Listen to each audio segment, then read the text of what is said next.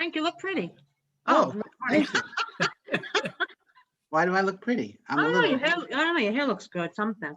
I don't know. All right, here we are. We are continuing our Marvel Monday, which is today. We are watching all 23 MCU movies in the order they were released. MCU number 3 is Iron Man 2, also from 2010. And we're still in phase 1, right, of the MCU universe. Okay. Here with me is Amy Goldman, a fellow newbie. Joel Fenster, who's obviously thrilled to be here. And Mark Gartner, who is here. Okay.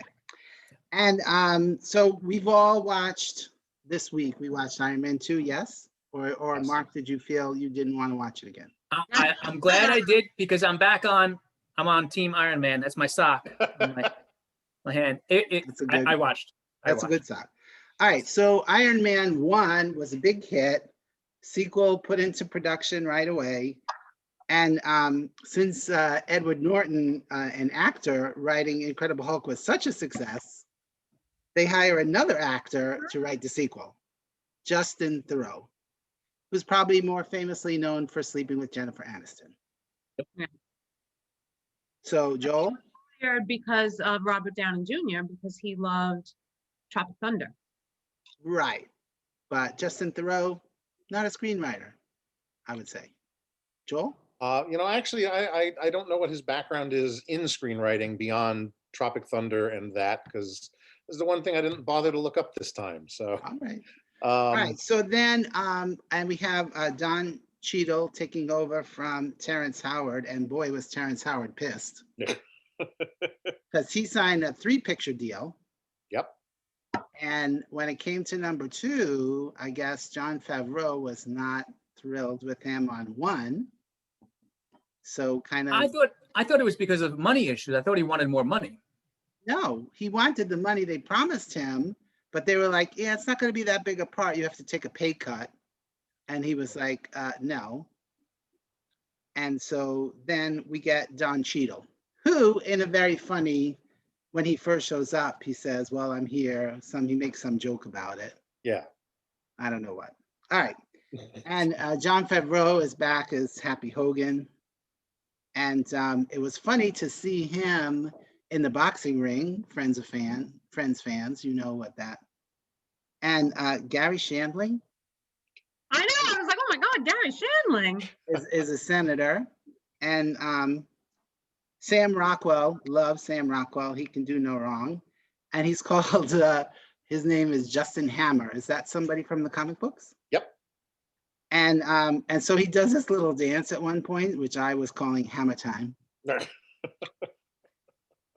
And okay, Scarlett Johansson comes in and she gets interviewed for this job with Tony Stark, and he likes her. But did you know just the second she enters, you know she's Black Widow already, right? Yes. They pretty much advertised the movie that way. Yeah, that she was joining as Black Widow. Every MCU movie that came out after, I would always read who was in it, or they would just happen to say, and Scarlett Johansson is Black Widow. That's the only reason I knew, just from reading, credits. And I must say, the first time she kicks ass is pretty terrific. Yeah. Which makes Happy's ass right away. Yeah. But it's a nice, I enjoyed her very much.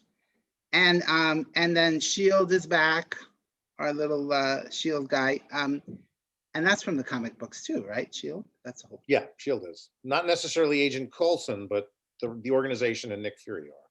Right.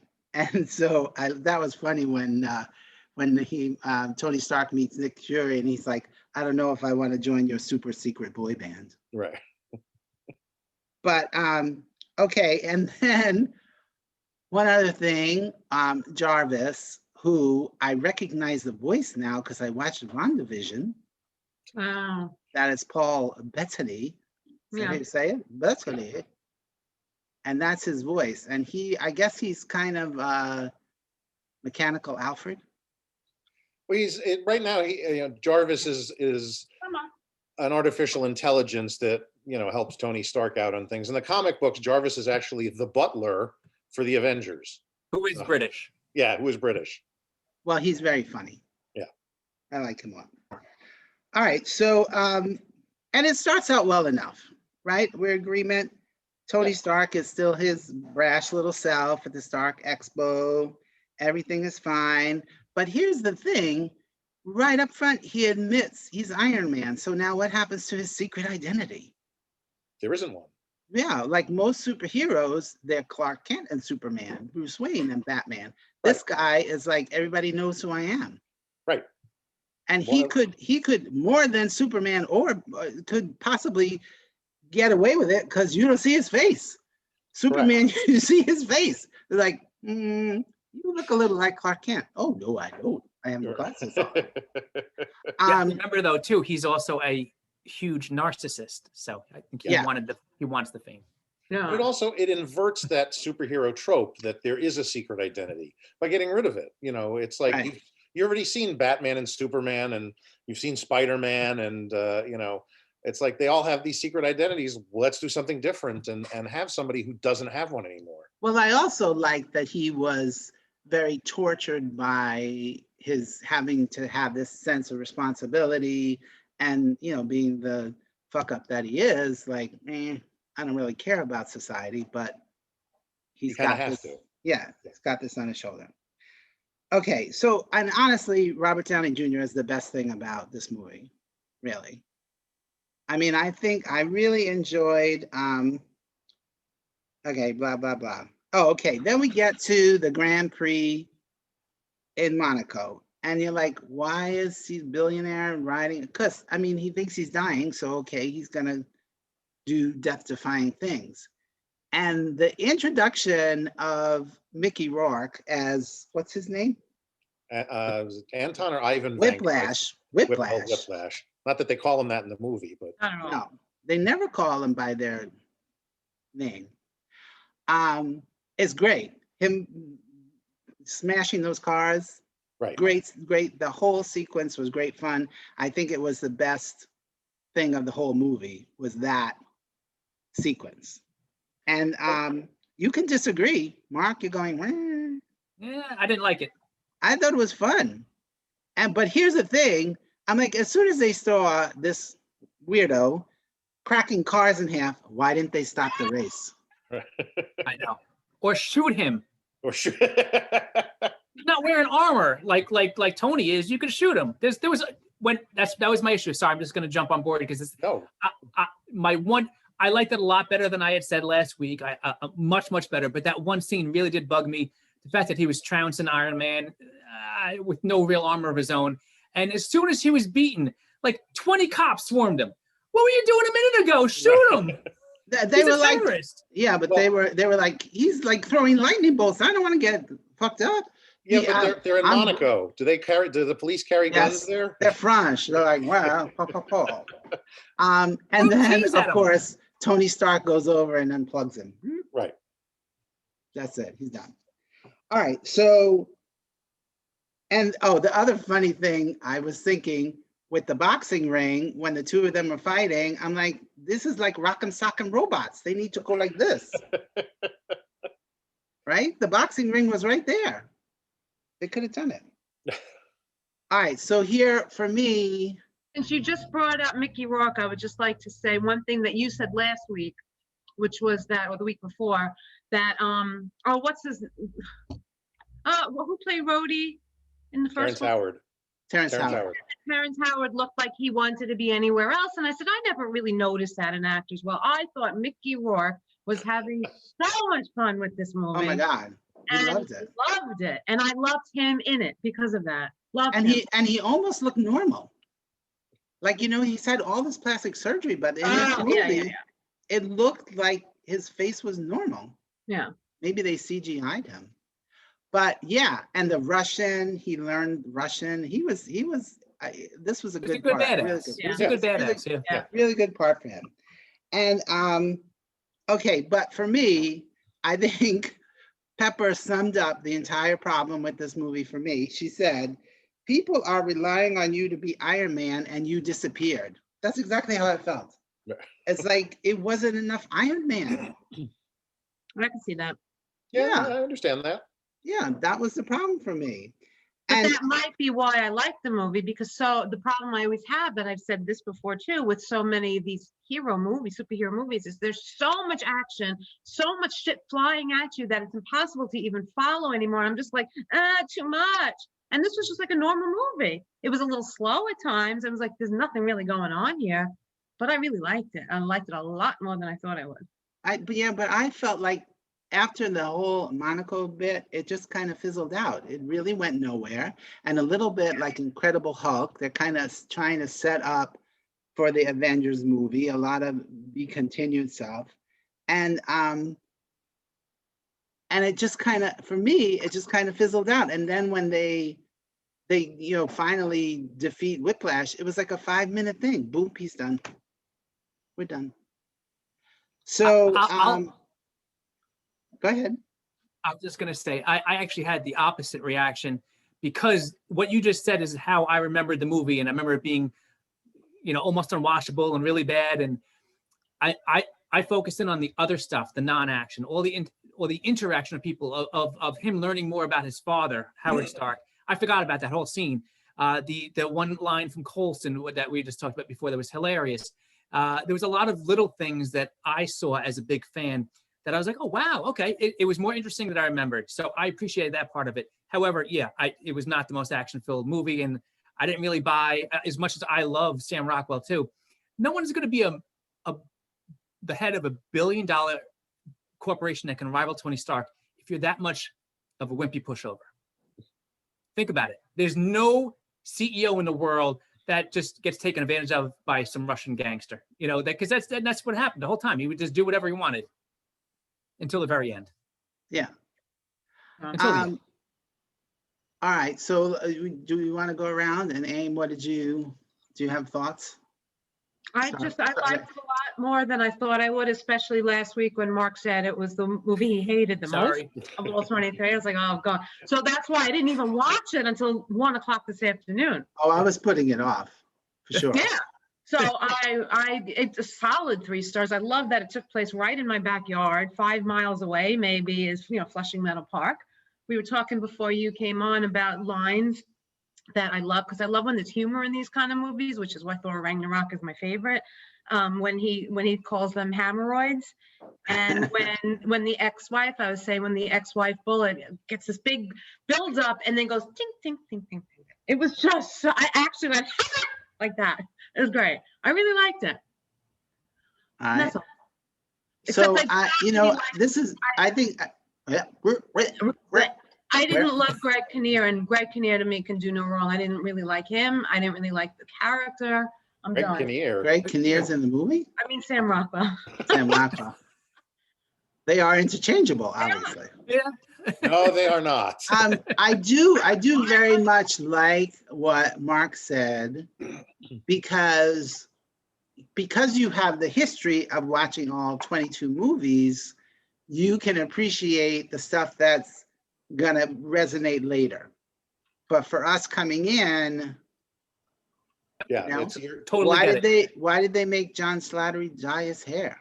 He can't be the father and have gray hair. well, because He's see gonna get why. older and have gray hair later. Well, yeah, All right. you're gonna see Howard Stark more. Oh, in- okay. Flattery, because I love him. Love him, love him, love him. I right, will so- warn you, he's not always played by John Slattery. Oh. John Slattery plays him at a certain age point, but he's played by somebody else younger. Okay. So Because there's not that Only much in the one dyeing movie, in the though. world. what was that? Joel, only in the one movie that I'm thinking of, right? Yeah, yes, but he also appears in one of the TV shows. Oh, okay. Yeah, so And there's not that much hair dye in the world. no. But of course, I totally remember, I don't know which movie it was, where they de-aged Robert Downey, and he was like 22. Yeah, they do that with they de-age, re-age, post-age. I don't know. They play with a lot of that during the films. You'll see it as you go through them. And So- Mark, so now what are your thoughts? You said you warned us this was your least favorite, and now Now I'm taking my foot out of my mouth and admitting that it was for me much. Again, I went in knowing that this movie was the worst, and was pleasantly surprised by all the things I had forgotten that were funny about it. I knew there was going to be some humor to it, but I went from saying it's a 2-star movie to I'm going to still give it a 2.5. But to be honest, if I rewatch it in a year, it might be 3 stars. So I'm going to stick with 2.5. Funnier than I thought, more information like we just talked about for a For the rewatch. fans. Yeah, for the future and all that stuff. So I thoroughly enjoyed. Well, I want to say a little bit because I was like, when I was making my notes, I was like, oh, what about that post-credit sequence? Did I even see that? And then I looked to see what the hell it was. And we see a New Mexico license plate, a big hole in the ground, and Thor's hammer. And I was like, oh yeah, I did see that. So again, that big hole in the ground, who knows what the hell that is. And somehow Thor is gonna get involved. Well, comics fans knew what the big hole in the ground was. So Oh, I have that no was idea. to me that was exciting because you knew it was coming, and that was You were a like, great oh, way the of hole in the doing it. ground. Yeah. Aim, were you excited about the hole in the ground? I know nothing about the hole in the ground. I just knew it was Thor's hammer. I was like, Yeah. well, that's the next movie, so okay. Yeah. All right. So Joel, star ratings from you. And remember, we base it on a 4-star. I like know, Daily and News. I'm trying to remember do we remember what I gave Iron Man? Because I don't. Did I say 3 or 3 You and a half? said 3.5. You were the 3.5. nerd saying 3.5. Yeah. All right, so I have to adjust this a little bit. I would say that Iron Man 2 is a 3, and Iron Man 1 is more of a 3.25. We don't give quarter stars. Well, you're gonna have to because I Have to, because 3 to 3.5 is a huge, for me. yeah, that's big. and the more I think about other movies, the more I'm like, well, I can't.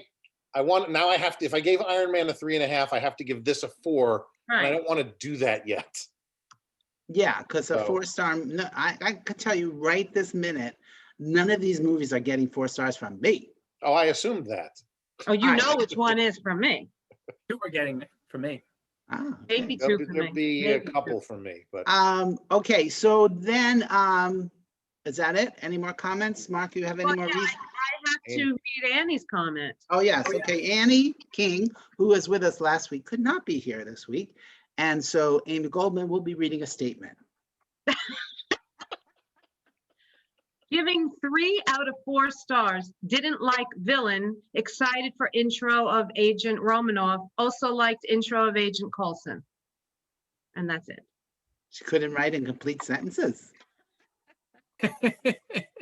All right. So next week, I forgot what next week is. Oh, Thor. Thor, right? Thor. Yeah. And that's from 2011. 11. Thor, our first Thor movie. And again, as always, if you want to watch along with us, that's great. And what? You have something else? You didn't ask stars. You didn't give your stars. You only asked Joel for I his did. star. Amy and Joel said 3 stars. Mark said 2.5. And I Oh. have to agree. I have to agree 2.5. 2.5. And again, maybe if I watch it ever again, I will give it more stars. But no, 2.5 for me. And again, like I said, I just felt it kind of fizzled. And yeah. that's Give it all. a solid 3. I really liked it. All right, cool.